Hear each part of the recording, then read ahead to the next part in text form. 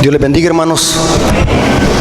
Sean bienvenidos a la casa del Señor y que todos tengan un feliz y cordial sábado. En esta escuela sabática quiero aprovechar, hermanos, para hablar de un tema de que casi como adventista se desconoce. Bueno, según mi criterio,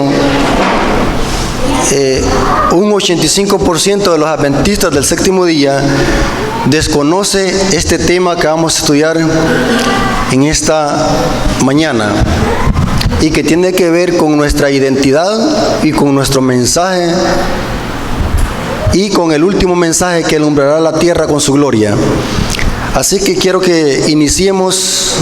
El estudio se va a tratar de lo siguiente. Vamos a aprovechar esta escuela sabática. Tenemos las 9:04 de la mañana. La escuela sabática termina ¿a qué hora? Conjunto con la lección, 10:30, ¿sí? Sí, va. Vamos a aprovechar, vamos a ir al grano, como decimos, para estudiar este tema. El tema que vamos a estudiar, hermano, es hacer un paralelo entre lo que pasó con los 10 espías que fueron a conocer la tierra prometida y lo que pasó con la iglesia adventista en el año de 1888. Fue idéntico.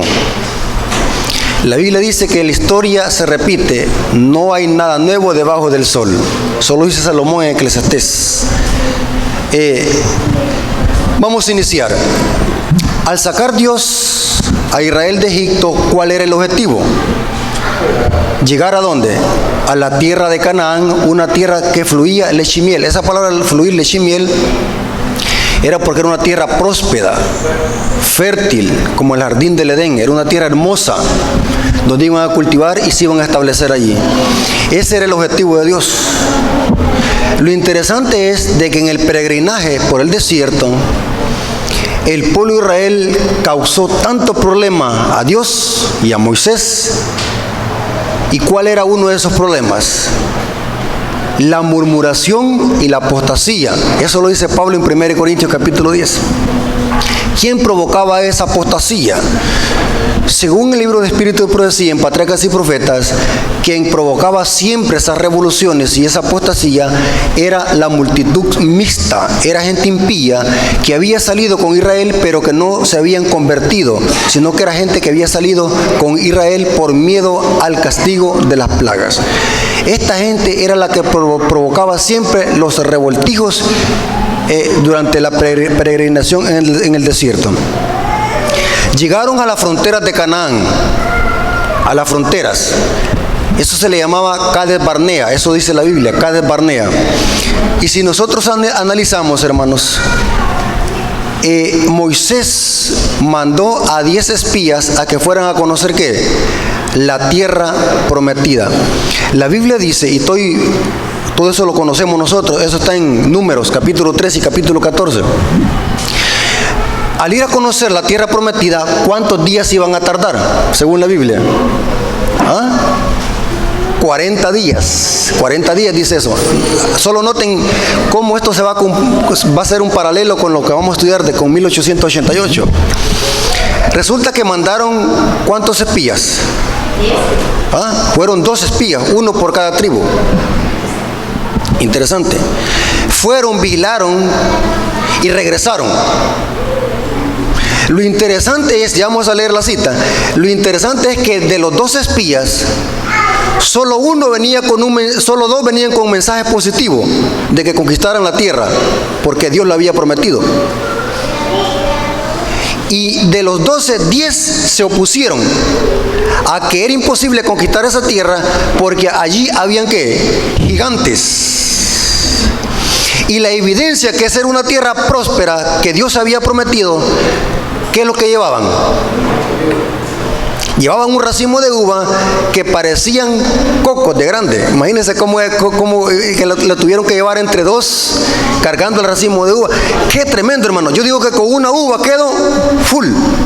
Con una uva, tremendo, porque era tan grande el racimo que lo llevaban ¿qué? Entre 2 cargando. Pero lo interesante es de que los que llevaban un mensaje positivo, ¿quiénes eran? De los 2 espías, José y Caleb. Interesante. 10 se opusieron, y estos 10 fueron los que levantaron una gran revolución.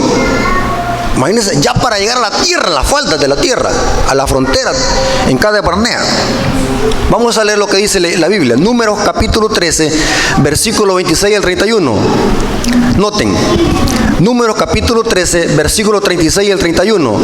Y anduvieron y vinieron a Moisés y a toda la congregación de los hijos de Israel en el desierto de Parán, en Cades. Y dieron la información a ellos y a toda la congregación. Estos son los 2 espías.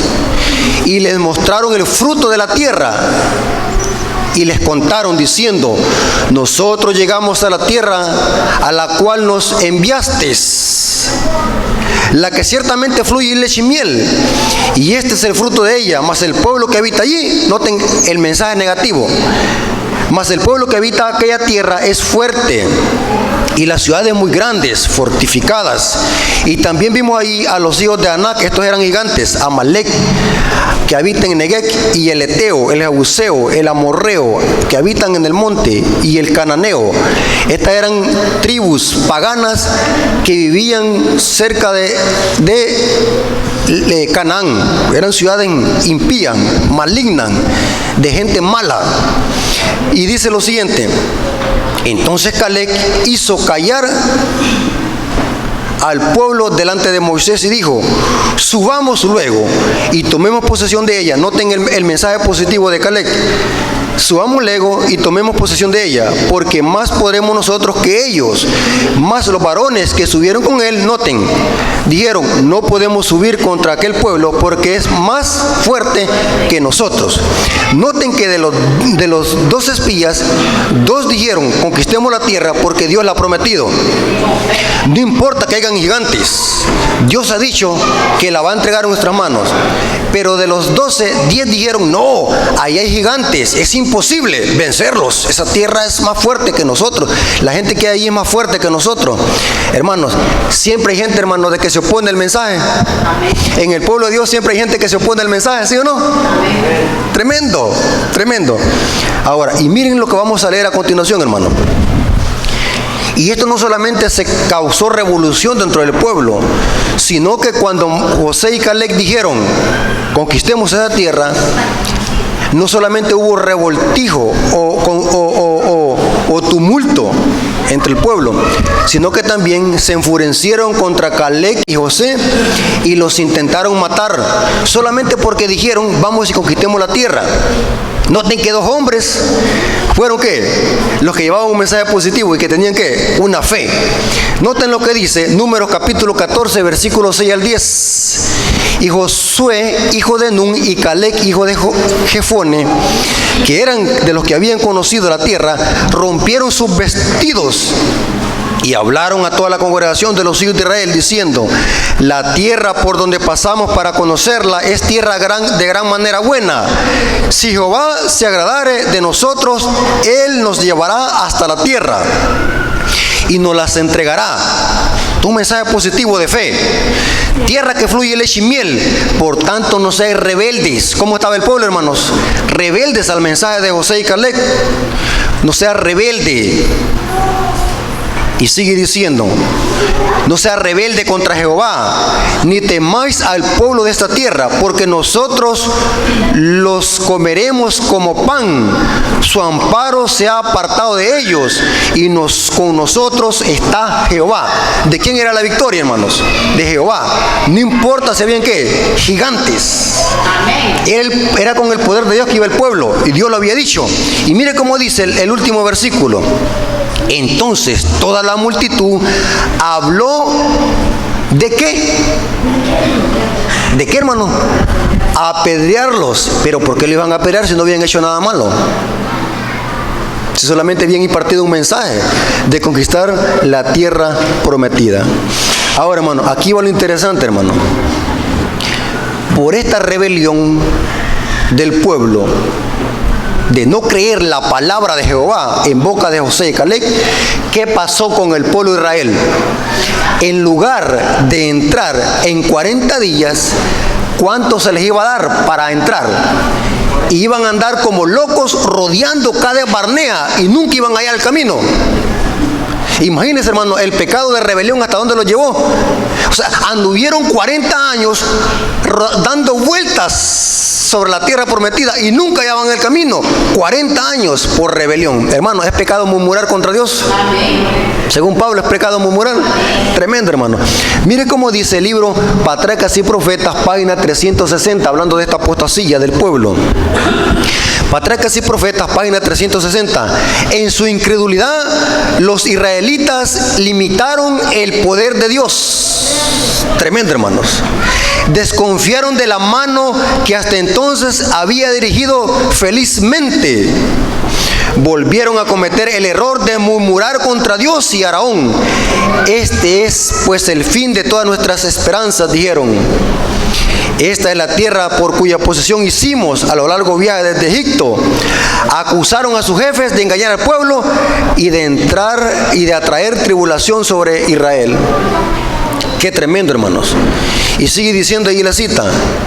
Pero los 10, interrumpiéndolos, pintaron los obstáculos con colores aún más sombríos que antes. No podemos subir contra aquel pueblo, dijeron, porque es más fuerte que nosotros. Todo el pueblo que vimos en medio de ella es gente de gran estatura.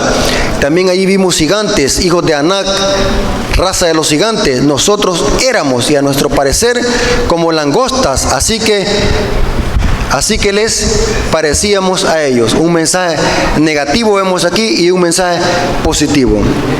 Hermanos, qué tremendo, hermanos, murmurar en contra de Dios. Se les dieron 40 años por su rebelión y nunca entraron a la Canaán. Tremendo, hermanos. ¿Qué tiene que ver esto con nuestro mensaje como iglesia adventista? ¿Sabe, hermanos, que Dios dirige la historia en la hilación profética? Exacto. Dios conoce el futuro y el pasado. ¿Saben de qué esto pasó también en 1888? La historia es exacta y paralela.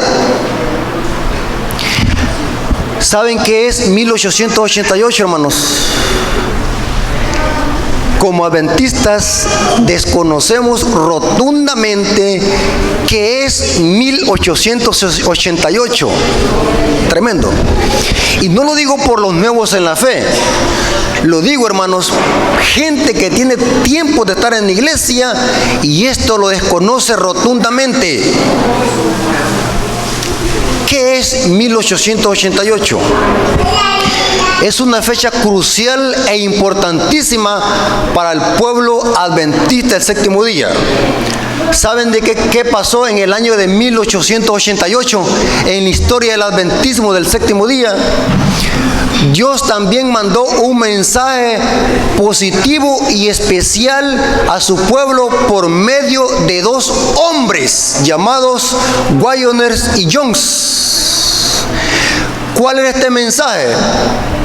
Y que de este mensaje dependía si se aceptaba entrar a la Canaán celestial y que Cristo viniera. Y era el mensaje de la justificación por la fe. Noten lo que dice Eventos de los Últimos Días, página 171. En su gran misericordia, esto pasó en 1888 en el Congreso de Minneapolis. La iglesia como pueblo habíamos olvidado este mensaje. La iglesia se había tornado legalista. ¿Saben qué es legalismo? Predicaban ley sin Cristo, predicaban el sábado sin Cristo y todas las doctrinas las predicaban sin Cristo. O sea, la iglesia se había vuelto legalista como los fariseos y se habían olvidado, habían perdido de vista la justicia de Cristo, de que todas esas doctrinas sin Cristo no tienen valor. Y Dios en 1888 mandó este mensaje a la iglesia, el mensaje de la justificación por la fe, a través de los pastores Wyners y Jones. ¿Cuántos han oído de los pastores Wyners y Jones? Yo creo que son pocos los que han oído de eso. Noten cómo dice Eventos de los Últimos Días, página 171. En su gran misericordia, el Señor envió un preciosísimo mensaje a su pueblo por medio de los pastores Wyners y A.T. Jones. Este mensaje, noten que llevaba este mensaje. Este mensaje tenía que presentar en forma más destacada ante el mundo el sublime Salvador. El sacrificio por los pecados del mundo entero presentaba la justicia por la fe en el garante. Invitaba a la gente a recibir la justicia de Cristo, que se manifestaba en la obediencia a todos los mandamientos. Tremendo, hermano. Este es el mensaje que Dios mandó a su iglesia en el año de 1888. ¿Qué pasó con el pueblo? ¿Aceptó ese mensaje con gozo y alegría en 1888? ¿Lo aceptamos? ¿Ah? ¡No! Fue rechazado. Y la historia dice, y es el Espíritu Profecía dice, que en ese congreso, 1 de cada 3 pastores aceptó este mensaje, 2 lo rechazó. Comenzando desde el pastor presidente de la conferencia en ese tiempo, el pastor Butler. Llamaron ese mensaje una herejía que estaba predicando Wyners y Jones. Y sabe, hermanos, que Elena de White aceptó el mensaje de Wyners y Jones que venía del cielo. Y a Elena de White con Wyners y Jones se le conocía el trío. Y en 1888 y después de 1888, este mensaje fue atacado duramente por nuestros líderes. Inclusive la historia dice que para Elena de White no atacar en ese entonces el Congreso de la Conferencia General, porque estaban atacando un mensaje que venía del cielo, lo que hicieron es mandar a Elena de White para Australia para que no estuviera oponiéndose a ellos. Y lo interesante es que Elena de White desde allá escribía cartas. Si ustedes leen el libro Testimonios para los Ministros, las primeras 60 páginas hablan de esto. Cómo Satanás había usado a nuestros líderes, como usó a los 10 espías para oponerse a José y Caleb. Y mírenlo como dice Eventos de los Últimos Días, página 171, párrafo 5. Muchos habían perdido de vista a Jesús. Necesitaban dirigir sus ojos a su divina persona, a sus méritos y a su amor inalterable por la familia humana. Todo el poder es colocado en sus manos y Él puede dispensar ricos dones a los hombres, impartiendo el inapreciable don de su propia justicia al desválido agente humano. Este es el mensaje de Dios que ordenó que fuera dado al mundo. El mensaje del tercer ángel, que ha de proclamarse en alta voz, acompaña por el abundante derramamiento del Espíritu Santo. El mensaje del tercer ángel, ¿cuál es? El mensaje de la justificación por la fe. Hubo una gran oposición, hermanos. Hubo una gran oposición en el año de 1888, hermanos. Nuestros líderes se opusieron a este mensaje. Gracias a Dios se recapacitó y se cambió nuestra posición en ese tiempo. Noten cómo dice Mensajes Selectos, tomo 1, página 276, párrafo 1. La falta de voluntad para renunciar a las opiniones preconcebidas y aceptar esta verdad fue el principal base de la oposición manifestada en Minneapolis contra el mensaje que el Señor expuso por los hermanos Wyners y Jones. Suscitando esa oposición, Satanás tuvo éxito. Noten que lo mismo que pasó en Cades Barnea. Satanás tuvo éxito en impedir que fluyera hacia nuestros hermanos en gran medida el poder especial del Espíritu Santo que Dios anhelaba impartir.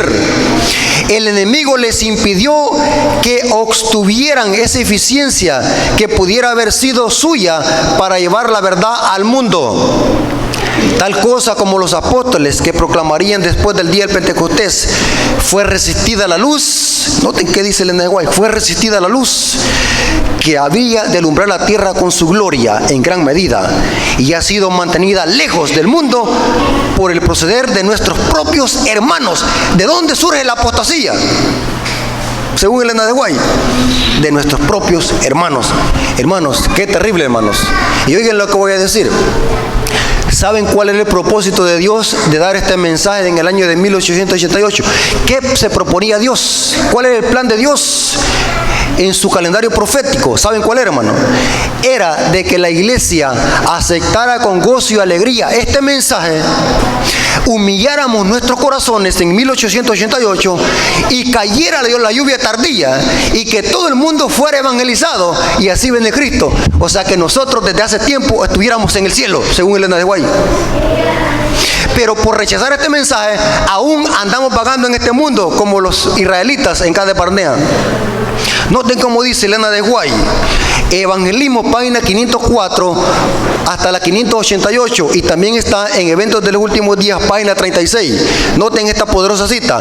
Durante 40 años, la incredulidad y la murmuración y la rebelión impidieron la entrada del antiguo Israel a la tierra de Canaán. Y sigue diciendo, los mismos pecados han demorado la entrada del moderno Israel a la Canaán celestial. Los mismos. Y sigue diciendo, en ninguno de los dos casos faltaron las promesas de Dios. La incredulidad, la mundanalidad, la falta de consagración, las contiendas entre el profeso pueblo de Dios nos han mantenido en este mundo de pecado y de tristeza durante tantos años.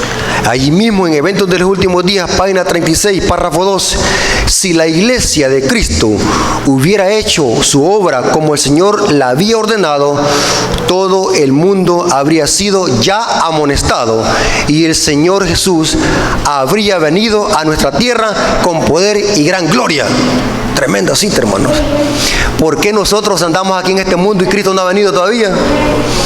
Porque somos rebeldes y apóstatas y hemos rechazado ¿qué? El mensaje de la justicia de Cristo, que es el mensaje que alumbrará la tierra con su gloria. Qué tremendo, hermanos. ¿Sabían ustedes, hermanos, que hace tiempo nosotros estuviéramos en el cielo, en la Canaán celestial, pero por murmurones y por rebeldes andamos nosotros viviendo todavía aquí en este mundo como Israel en el desierto? ¿Qué es, hermanos, la justificación por la fe? ¿Qué es justificación por la fe? Voy a leerles dos citas, hermanos. Yo digo esto quizás porque los hermanos, yo sé que algunos hermanos saben qué es esto, justificación por la fe, pero tal vez otros hermanos están pensando qué es eso. Voy a leerles dos citas de Elena de White, donde Elena de White define precisa y diáfanamente el término justificación por la fe. Primer cita, Fe y Obras, página 107, párrafo 1. Noten cómo Elena de White define qué es justificación por la fe. Cuando el pecador penitente, contrito delante de Dios, comprende el sacrificio de Cristo en su favor y acepta este sacrificio como única esperanza en esta vida y en la vida futura, sus pecados son perdonados. Esto es justificación por la fe. Tremenda cita, hermanos. Otra cita, Testimonios para los Ministros, página 456, párrafo 3. Elena de White dice, ¿qué es justificación por la fe? Una pregunta. Es la obra de Dios que abate en el polvo la gloria del hombre y hace por el hombre lo que éste no puede hacer por sí mismo. ¿Cuántos dicen amén? Eso es justificación por la fe, hermanos. Ahora, ¿por qué 1888 es importante para el pueblo adventista? ¿Y qué tiene que ver con el mensaje del tercer ángel? ¿Por qué? Como estamos en escuela sabática, no puedo extenderme mucho, hermano, pero yo sé que ustedes son inteligentes, van a captar este mensaje. ¿En qué otra etapa de la historia se predicó el mensaje de la justificación por la fe? En la historia del calendario profético de Dios. En el movimiento de la Reforma Protestante, 1517. ¿Quién fue el precursor de la Reforma Protestante? ¿Y cuál era el versículo preferido de Martín Lutero, que Dios le dio a Martín Lutero para que se rompiera el credo papal y las indulgencias? Romanos 1:17. Hermano, eso lo debemos de conocer nosotros. ¿Saben qué es el versículo de la Reforma Protestante? ¿Qué dice Romanos 1:17? El justo por la fe vivirá. Ese fue el mensaje de la reforma protestante, la justificación por la fe. Claro que hubieron otros reformadores que desenmascararon el sistema papal en la reforma protestante, pero el centro del mensaje de la reforma protestante fue la justificación por la fe. Ahora, noten lo que voy a decir a continuación. ¿Cuál era la diferencia entre el mensaje de la Reforma Protestante y el mensaje de 1888? Hermanos, tremendo, hermanos. Yo me he quedado impactado con lo que dice el Espíritu de Profecía respecto a eso, hermanos. Yo me he quedado impactado, hermanos. El mensaje de la justificación por la fe, aunque estos reformadores en la Reforma Protestante rescataron muchas verdades, la reforma no se completó en los días de Lutero. La reforma sigue.